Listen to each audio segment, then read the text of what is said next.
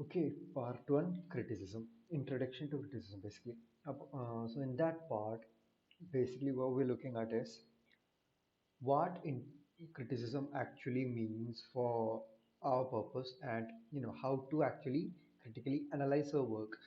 I don't think it is that important. You might get a 5 or a 10 mark question at best. Uh, so in our syllabus, we will be learning from Aristotle. The syllabus mentions Aristotle to Eliot, but we actually start from Plato because you need Plato to understand Aristotle. So that criticism. Criticism refers to critically analyzing, interpreting, and comparing a piece of work. Basically saying literary criticism is a comparison, analysis, interpretation, or evaluation of works of literature. Literary criticism is essentially an opinion supported by evidence relating to theme, style, historical, or political context. So basically, criticism is just opinion with a proof. So if I just say I like this work, that's an opinion. But if I say I like the way this character was portrayed in this work because of reasons X, Y, and Z, that's a criticism because I'm actually providing proof there. So in a literary criticism, you aren't actually in the beginning. Criticism had a lot of rules. You have to follow this, you have to avoid by that. But nowadays, criticism is like we have gone past the age of theories. So you can criticize anything about anything and anything in a work. It can be comparative, it can be analytical, it can be an interpretation. So like I could compare the various tragedies that Shakespeare wrote and how each tragic hero is related to or is similar to one another. That would be a comparative criticism.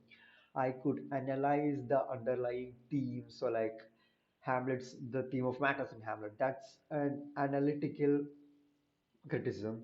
Interpretation means how one thing can be seen as an interpretation for something else.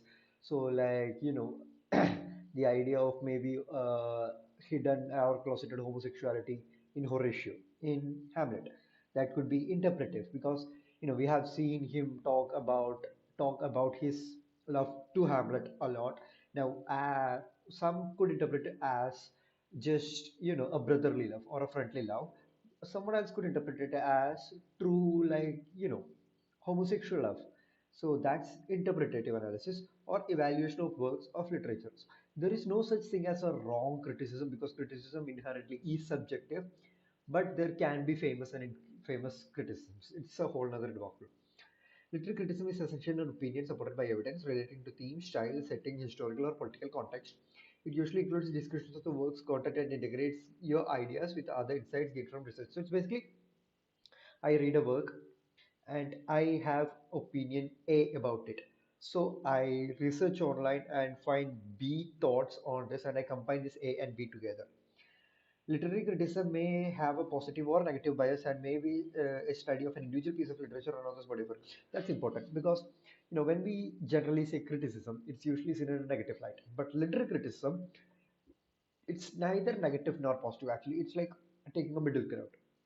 It can be positive, it can be negative. Like if you look at some of the most famous literary criticisms are actually, you know, positive to an extent, but there are some very famous or infamous, I should say, negative criticisms. Like for example, uh, if I could guess one off the top of my head, Leo Tolstoy's criticism of Shakespeare. Right, that's purely negative.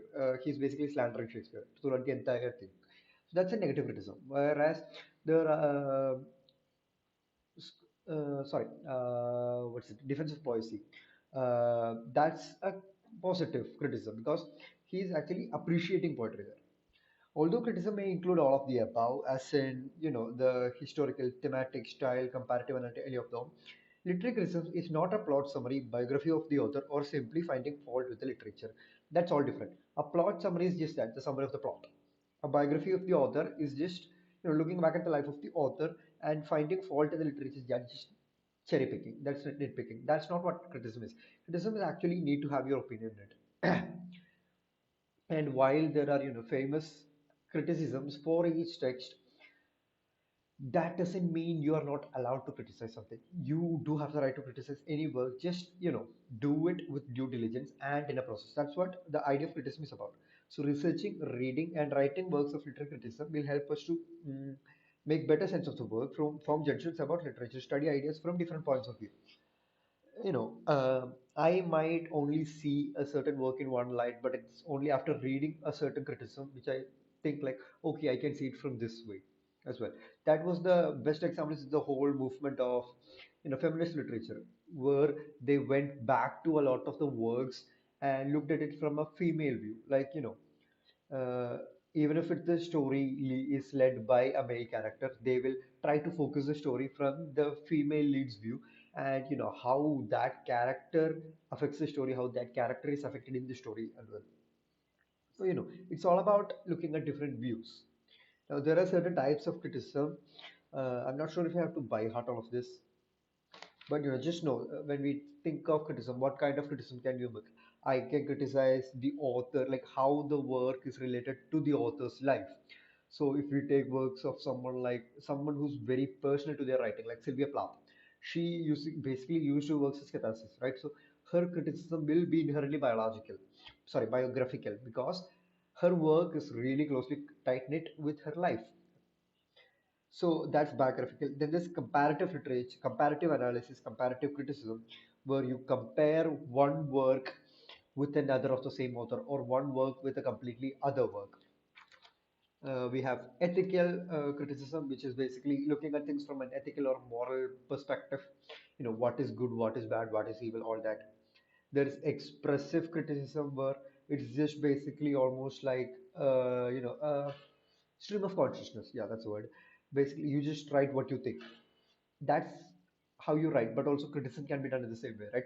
You just read a book for the first time, and without even pausing or anything, you just write down everything you think about the work. That's an expressive criticism. There is feminist criticism, like I said, which you take a look at things from the feministic point of view. There's historical criticism, where you take a look at how the historic setting of the work actually affected the work. Like if you take a look at Victor Hugo's Les Miserables, it's very historical, right? The backdrop of the French Revolution plays a huge role in this.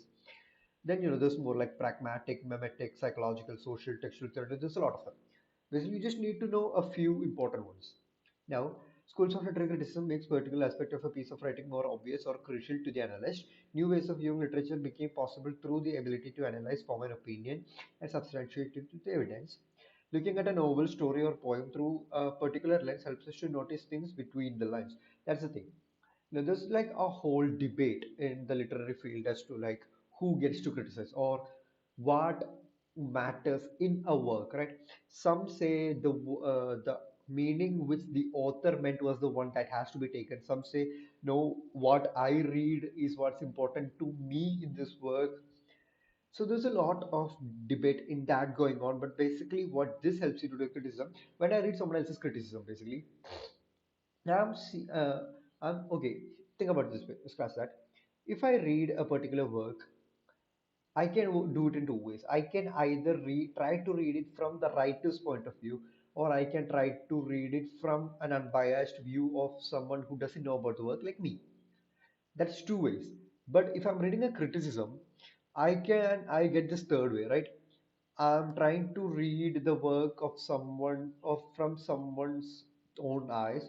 I'm trying to read it from an unbiased view of me, and I'm trying to read the opinion someone has on that text. So I'm getting another level to it, another view, and this helps you understand the work more. You don't, and this is an important thing, you don't have to agree, or you don't have to agree with a critic to appreciate the criticism. You don't have to like a critic to appreciate the criticism, right? Like someone who is interested only in classical literature might find a lot of value, a lot of information in a romantic poet or a metaphysical poet's uh, criticism. Just because someone doesn't agree with your views doesn't mean the points that they say also doesn't have to. Then, so the evaluation of literary work starts with asking the questions what it does and why does it work. That's important. So instead of asking why did he or she make this, or why was this work made in the first place, or what meaning does it have, just ask what it does. What was the purpose that this work had? Because ultimately, any work you created serves a purpose. It could either be to set a status quo, like Plato's Republic. It could be to look at or like talk about a current issue at hand, like Gaussian School of Abuse. It could be to counter something that already exists, like defensive poesy. It could be just an author trying to vent their feelings. It could be someone who's trying to express themselves and let them be known to the audience. So like every single work created has a purpose. Even if it's a pure stream of consciousness, that too serves a purpose, right? That's a form of venting. So every single work serves a purpose. That's what we should ask. What does this particular work that I'm trying to analyze serve? And why does it work? Why did this thing become? Because there will be an inherent value in it. Why? The different schools of literary criticism provide us with different perspectives, which ultimately reveal important aspects of literary works. And as Socrates put, the life which is unexamined is not worth living. That's debatable, but still, what he's trying to say here is that, sorry, um, the life which is unexamined is not worth living. Basically, what he's trying to say is that, okay, you can't make a statue without chipping away at the marbles of the stone. That's all there is. Like a work becomes better when criticized, not worse. Even if you like completely scrutinize and criticize every single aspect of it negatively, that work is ultimately better. That's what Socrates believes, and I do believe that's what a lot of other people also believe as well, which is again debatable. So literary criticism helps understand what is important about the text, its structure, context, and how the text manipulates the reader. Ultimately, the act of literary criticism enhances our enjoyment of the reading of the work. That's the main like takeaway. Ultimately, the act of literary criticism enhance our enjoyment of reading the work. Now, the difference between literary criticism and literary theory, that's important, I believe. Okay, these usually we use these two terms very interchangeably, literary criticism and literary theory, but it's different, kind of. They are related and they deal with literature and criticism, but they deal it at different scales. A criticism is analyzing a particular specific work, while a theory is like on a grander scale, it's on a philosophical level. Now, literary theory deals with like an entire group, whereas criticism deals with a single work. So, if I have to say, if I do a criticism, if I'm like analyzing, if I'm analyzing, let's say, Hamlet, again, if I'm analyzing Hamlet, that's literary criticism. But if I'm trying to find a common theme and a common backdrop in all of Shakespeare's tragedies, that's literary theory, right? Because there's multiple individual disjointed works who have a similar idea. That's literary theory.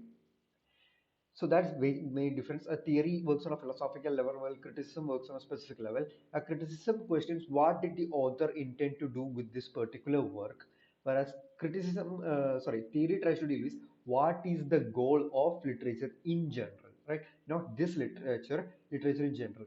So while literary criticism about why does this work exist, literary theory is more like why do works exist in the first place.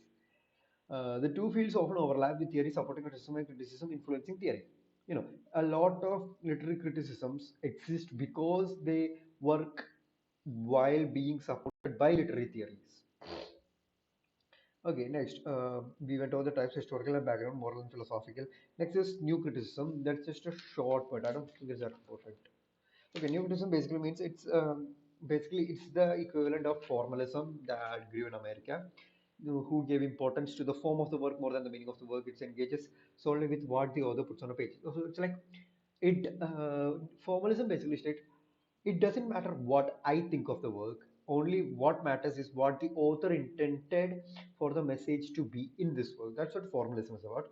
It disregards anything outside the text and all the emotional responses. Instead, it places emphasis on form, structure, and the words themselves. It can be considered as a semantic analysis, and we have to consider that although right now we might be against this idea, at the time during America's growth at the time, it was extremely important for its age. It helped a lot in their growth.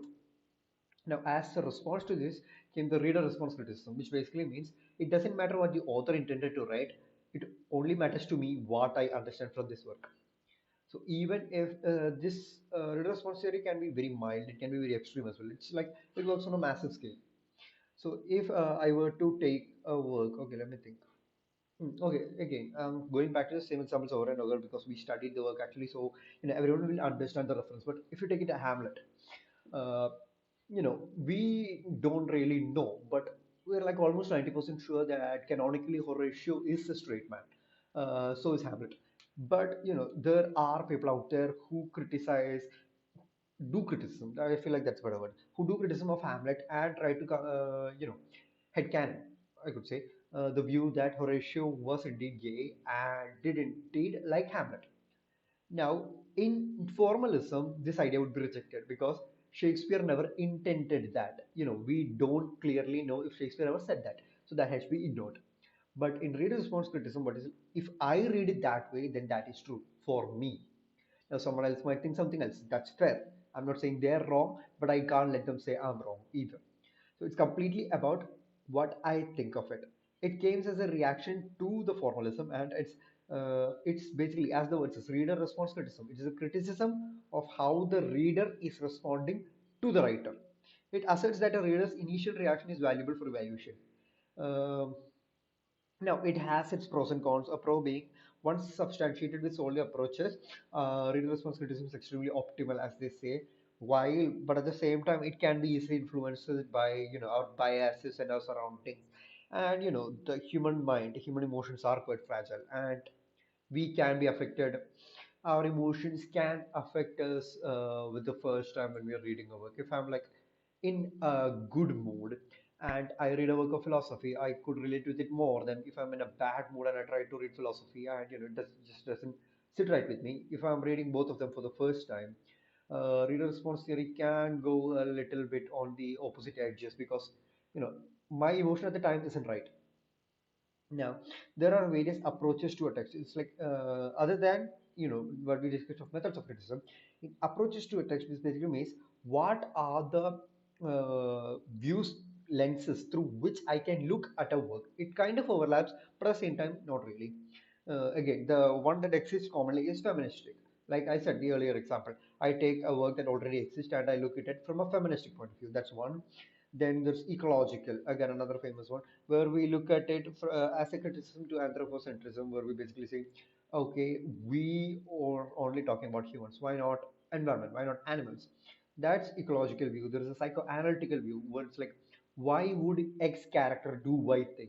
What was going on in this character's mind for that character to do this thing in this place at that time? That's psychoanalytic. You're basically trying to look deeper into the motives of the character, not the action, the motivations of the character. Then there's Marxist view, then there's critical race theory, critical disability theory, queer theory, etc. So yeah, that's basically our introduction to criticism. In our text, there's basically this much, but ma'am never took it in class. So and she's, I don't know, she's not even sure what she wants to do with the class. So yeah, next I'll start with classicals, which will be, we'll go on a bit on Socrates and then we'll start with Plato.